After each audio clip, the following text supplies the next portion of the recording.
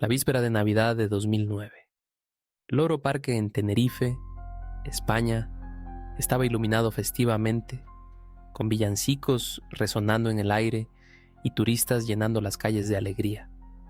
Las familias habían venido para un espectáculo final antes de la mañana de Navidad, pero dentro del parque marino, bajo la superficie de una piscina azul y transparente, se estaba consumando un horror. Una llamada crepitó por la radio. «¡Entrenador en tierra! ¡No está saliendo!».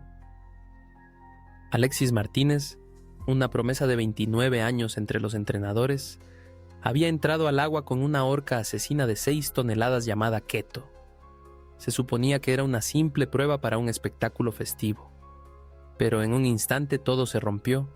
Los testigos miraron incrédulos mientras la enorme orca de repente se volvía violenta, agarrando a Alexis y arrastrándolo bajo la superficie. Lo que había comenzado como una prueba tranquila se transformó en una desesperada lucha por la supervivencia. La piscina se convirtió en un escenario de pánico, miedo y pura potencia, mientras Keto mostraba lo que realmente significaba asesina en orca asesina. En la noche antes de Navidad, mientras el mundo exterior celebraba la alegría y la familia, la tragedia golpeó de la manera más violenta imaginable, un evento que marcaría para siempre al parque marino.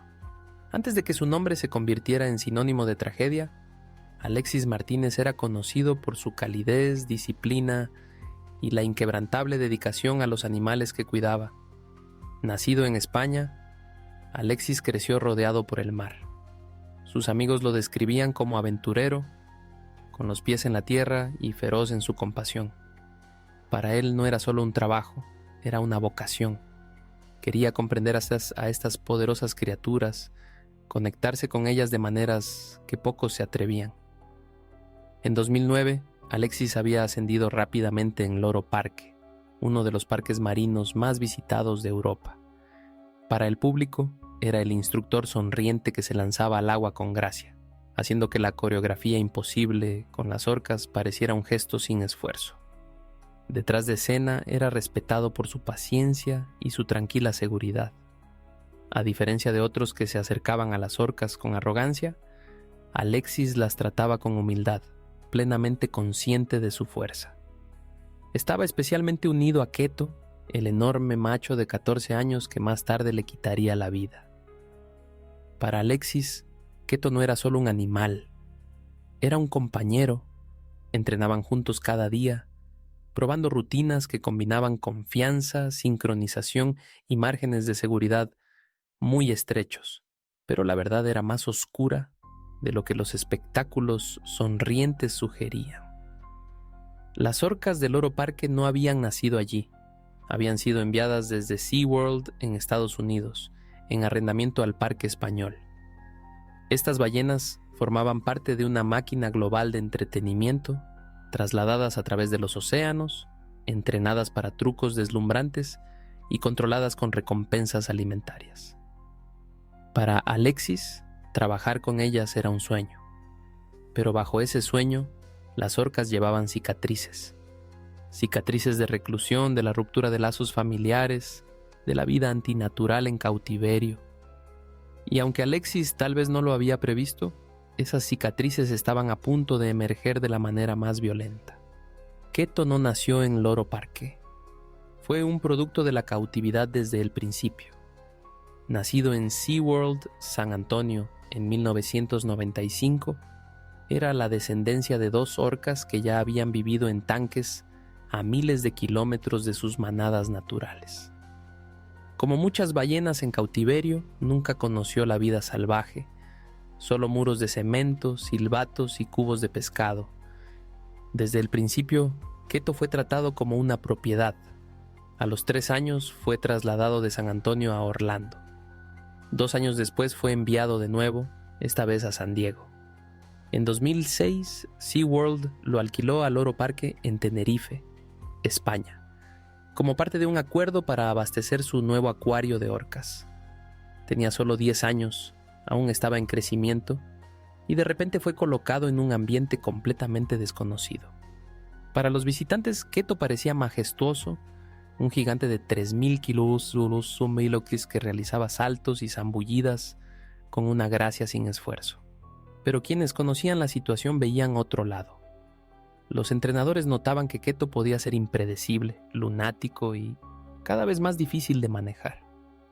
A diferencia de algunas otras ballenas que toleraban las indicaciones humanas con más constancia, Keto a veces se rebelaba, negándose a colaborar o mostrando agresividad repentina. Y la cautividad estaba en el centro de su inestabilidad. En la naturaleza, un orca macho puede recorrer cientos de kilómetros con su familia, cazando y socializando en un océano dinámico. En un tanque, ese instinto no tiene a dónde ir. Keto pasó su vida en piscinas reducidas, obligado a estar en grupos sociales artificiales con ballenas con las que no estaba emparentado. Una situación que a menudo llevaba a acoso, estrés y estallidos de violencia.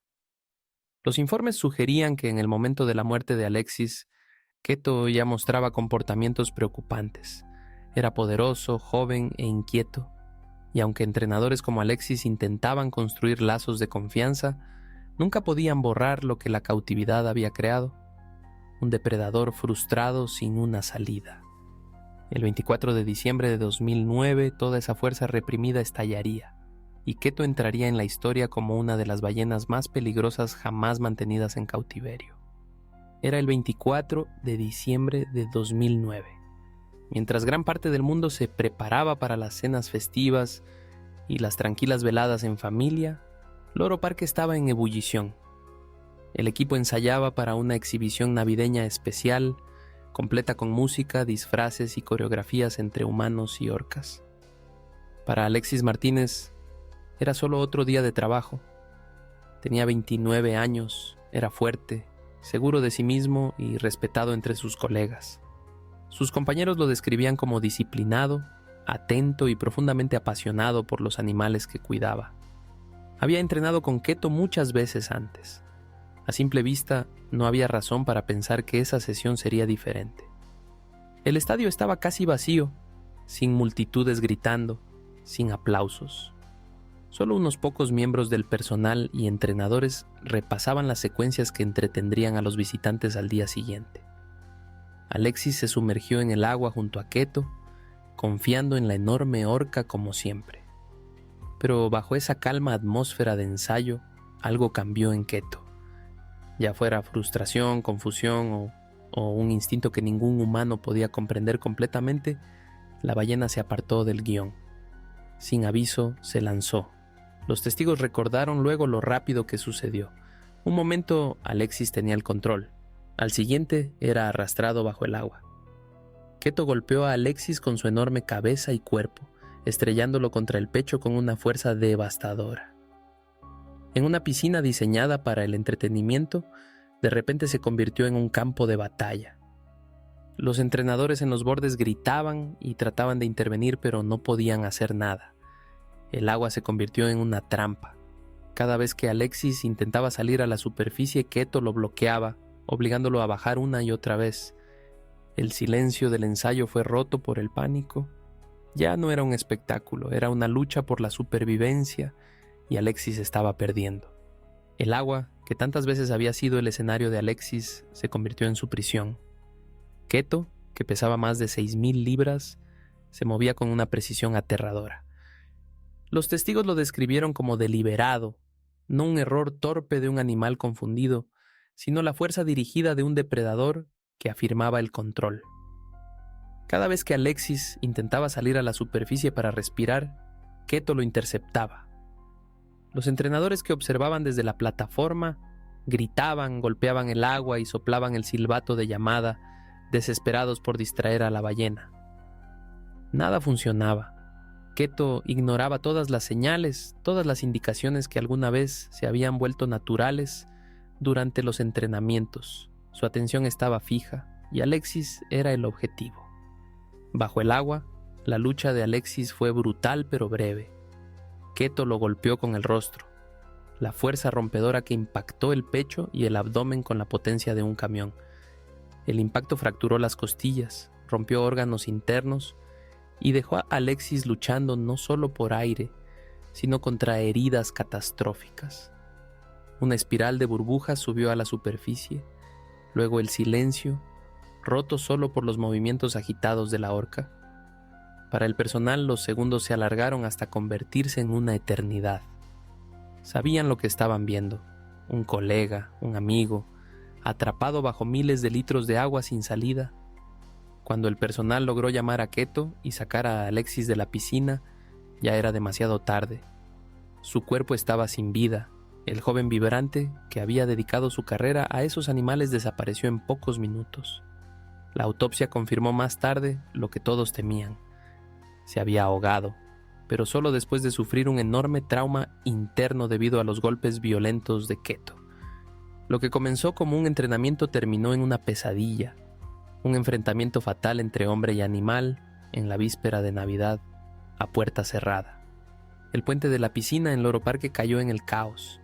Los entrenadores gritaban por los protocolos de emergencia, el personal médico se apresuraba, pero había una extraña sensación de parálisis. Keto nadaba en el agua, mientras el cuerpo sin vida de Alexis era sacado a la plataforma. La reanimación cardiopulmonar comenzó de inmediato, pero en el fondo, quienes estaban presentes sabían: la fuerza brutal de una orca de 6 toneladas ya había marcado su destino. Sin embargo, mientras se desarrollaba el horror del momento, otra fuerza tomó el control: el silencio. En cuestión de minutos, la dirección del parque intervino, instando al personal a mantener las declaraciones breves, controladas y contenidas. El anuncio oficial al público describió el evento como un incidente durante una sesión de entrenamiento rutinaria. No se mencionó ningún ataque, no se reconoció agresividad. A puerta cerrada, los susurros contaban una historia diferente. Los entrenadores hablaban del comportamiento impredecible de Keto, de meses de señales de alerta que habían sido ignoradas. Algunos recordaban cómo Keto había sido considerado demasiado peligroso en SeaWorld y transferido al Loro Parque como parte de un préstamo para reproducción. Pero al mundo exterior, nada de eso se compartió. La víspera de Navidad se convirtió en un día de duelo y de secretismo. A las familias del personal se les dijo que no hablaran con los periodistas. El parque lo presentó como un trágico accidente, no como la violenta ruptura de un depredador ápice mantenido en cautiverio. Incluso mientras el cuerpo de Alexis era retirado, la cobertura ya había comenzado. Para el público, la verdad permanecería oculta, pero para quienes estaban dentro del Loro Parque, la realidad era imposible de negar. Keto había cambiado de actitud, y la dirección quería que el mundo creyera que nunca había sucedido. Antes de España, antes del Loro Parque, la historia de Keto comenzó en cautiverio a miles de kilómetros de distancia. Nacido en 1995 en SeaWorld, Orlando, era hijo de Kotar y Kalina, 2 orcas ya moldeadas por generaciones de confinamiento. Desde el principio, Keto no estaba destinado a la vida salvaje, estaba destinado al espectáculo, al entretenimiento humano. Pero detrás de los shows llamativos surgieron señales preocupantes. Los entrenadores documentaron sus cambios de humor impredecibles, momentos de calma seguidos de estallidos repentinos de agresividad. No se le consideraba seguro para trabajar en contacto cercano. Los directivos de SeaWorld lo marcaron en silencio como de alto riesgo.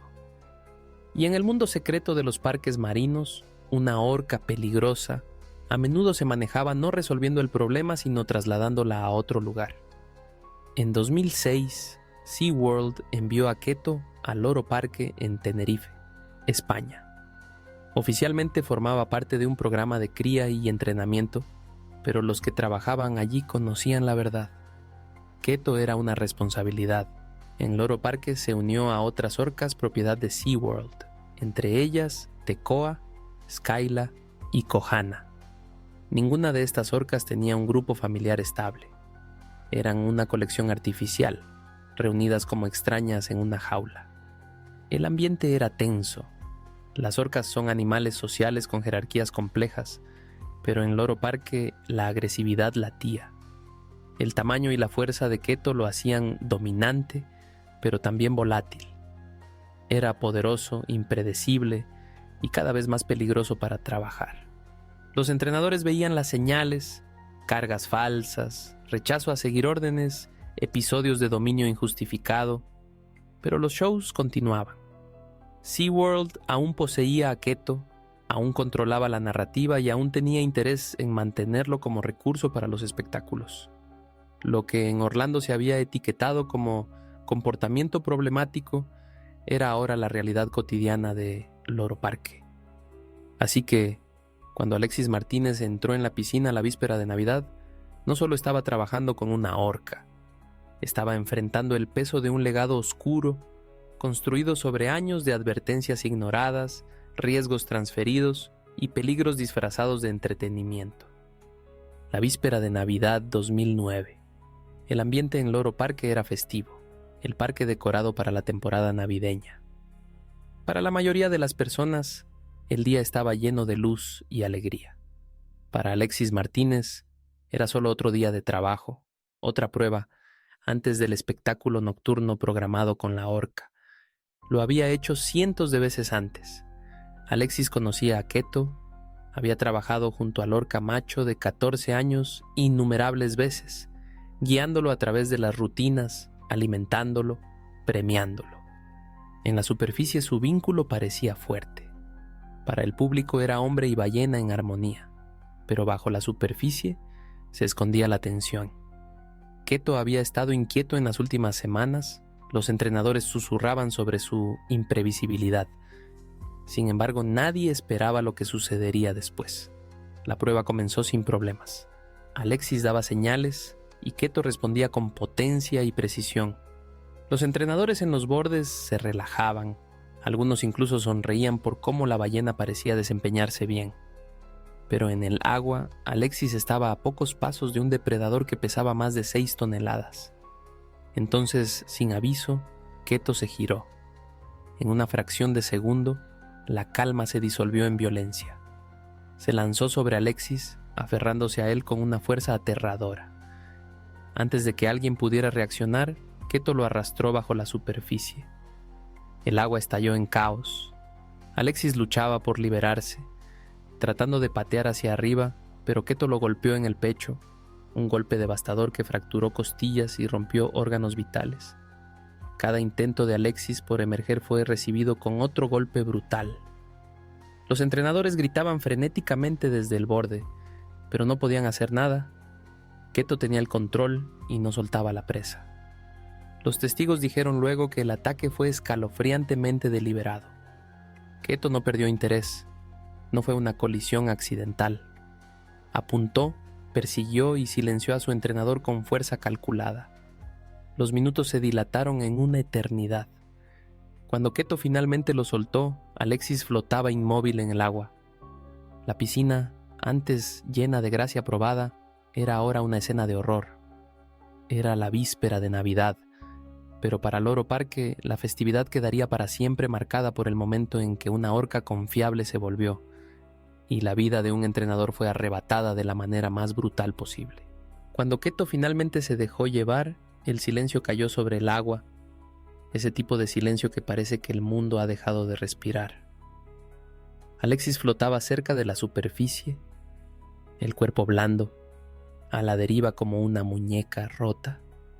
Por un momento los entrenadores en la plataforma permanecieron inmóviles, paralizados por el horror de lo que acababan de ver. Luego estalló el caos. Sonaron silbatos, resonaron alarmas de emergencia. Los entrenadores gritaron el nombre de Keto, intentando frenéticamente llamarlo a un tanque lateral, desesperados por evitar que la orca atacara de nuevo. Pero Keto giraba lentamente alrededor del tanque, casi posesivo, como protegiendo lo que había hecho. 2 miembros del personal lanzaron equipos de rescate al agua, pero nadie se atrevió a zambullirse. Sabían que entrar significaba arriesgar una segunda víctima, una sentencia de muerte si Keto se volvía contra ellos también. Su única esperanza era distraerlo el tiempo suficiente para alcanzar a Alexis. Segundos preciosos se convirtieron en minutos. Finalmente Keto respondió al estímulo de la comida, entrando en un recinto de contención. Los entrenadores se apresuraron a sacar a Alexis del agua. Su cuerpo estaba pesado, maltrecho, la piel ya pálida por la falta de oxígeno. Lo colocaron en la plataforma, practicando RCP con manos temblorosas. Cada compresión resonaba la desesperación de quien se niega a aceptar lo que está sucediendo. Pero el daño era catastrófico. El golpe de Keto había aplastado el P-Conte. La víspera de Navidad se convirtió en una pesadilla forense. Mientras el mundo se preparaba para celebrar, los médicos forenses en Tenerife estaban preparando un informe que ninguna familia debería tener que leer. Alexis Martínez, de 29 años, no murió solo por ahogamiento, sino por un trauma tan grave que dejó sin palabras incluso a los investigadores más experimentados. Su pecho había sido aplastado. Varias costillas estaban rotas. Sus pulmones estaban contusionados. Había una hemorragia interna masiva. Y el detalle final y horrible, el esternón estaba destrozado.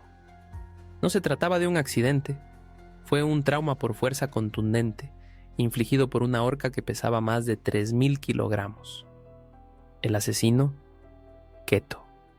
La autopsia confirmó lo que los testigos temían, pero que Loro Parque inicialmente había minimizado. Alexis no perdió simplemente el control durante una maniobra rutinaria. Fue atacado, embestido y mantenido bajo el agua con fuerza deliberada. El informe del médico forense usaba un lenguaje clínico. Lesiones por compresión, hemotórax, múltiples contusiones, pero cada palabra pintaba la misma brutal verdad. Keto había golpeado a Alexis con una potencia devastadora y con intención. No era la primera vez que una orca mataba a un entrenador, pero sí era la primera vez que una orca considerada segura por SeaWorld se volvía letal frente a su propio personal. Para la familia de Alexis, el informe destruyó toda ilusión de que se tratara de un accidente raro. Fue evitable, y el silencio de los oficiales del parque no hizo más que profundizar la herida. En las horas y días posteriores a la muerte de Alexis Martínez, la narrativa oficial comenzó a cambiar, silenciosa, cautelosa y deliberadamente. Loro Parque, conmocionado y en dificultades, emitió un comunicado de prensa. Lo definieron como un trágico accidente durante una prueba. Dijeron que las orcas estaban entrenadas para trabajar en cooperación con sus compañeros humanos y que nunca había habido señales de agresividad. Expresaron condolencias, prometieron una revisión completa, pero faltaba algo: la responsabilidad. SeaWorld, que poseía las orcas y había entrenado tanto a los animales como los protocolos usados en Loro Parque, no emitió comentarios públicos. De hecho, en comunicaciones internas luego reveladas, SeaWorld habría aconsejado a los funcionarios del parque evitar usar la palabra ataque. La implicación: minimizar, proteger la marca, silenciar la verdad.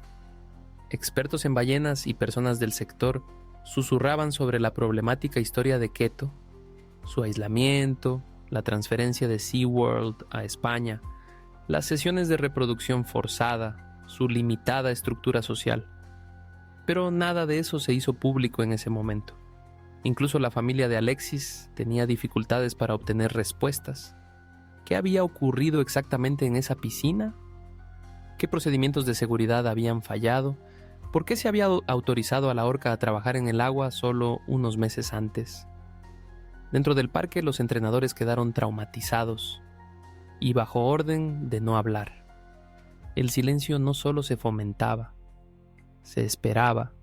Lo que mató a Alexis, entendieron, no fue solo la fuerza bruta de Keto, fue el sistema que intentó fingir que eso nunca podría suceder.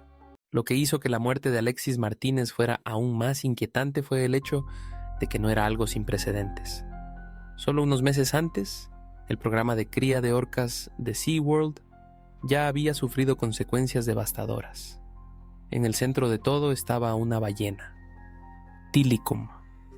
Tilikum estuvo involucrado en la muerte de la entrenadora Kelty Byrne en Sealand of the Pacific en 1991.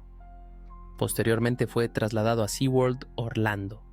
donde en 1999 un hombre fue encontrado muerto en su tanque. Luego, apenas 2 meses después de la muerte de Alexis, en febrero de 2010, Tilikum mató nuevamente, esta vez durante un espectáculo en vivo, frente a una audiencia, arrastrando hasta la muerte a la entrenadora veterana Dawn Brancheau. Pero antes de que esa tragedia sacudiera para siempre la imagen de SeaWorld, ya existían señales de advertencia, grabadas en la historia de Alexis Martínez. Keto, al igual que Tilikum, era un producto de la cautividad. Espacios confinados, enriquecimiento limitado, estrés crónico y sesiones de reproducción forzada. Aunque eran ballenas diferentes, compartían una característica inquietante común. Eran bombas de tiempo, moldeadas por el ambiente antinatural impuesto sobre ellas. Lo que ocurrió en ese tanque en Loro Parque no surgió de la nada. Surgió de un sistema ya resquebrajado. La muerte de Alexis no fue una anomalía aislada. Fue un espejo apuntado hacia una industria en negación. Y el reflejo era aterrador.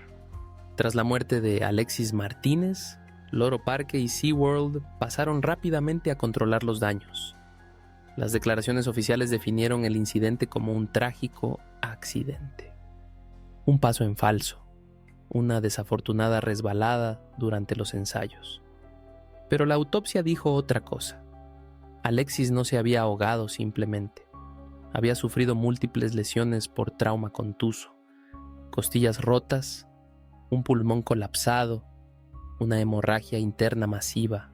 Keto lo había golpeado más de una vez. Sin embargo, en los días siguientes, Loro Parque continuó con los ensayos. El espectáculo de vacaciones siguió adelante. Detrás del escenario, los entrenadores estaban devastados. Algunos se negaban a volver al agua, otros pedían respuestas que nunca llegaron. Comenzaron a circular susurros de advertencias ignoradas, de comportamientos agresivos de Keto en las semanas previas al ataque. Documentos internos revelarían luego que Keto había mostrado signos de imprevisibilidad. Pero SeaWorld, que aún poseía la ballena, lo había considerado apto para trabajar en el agua. ¿Por qué?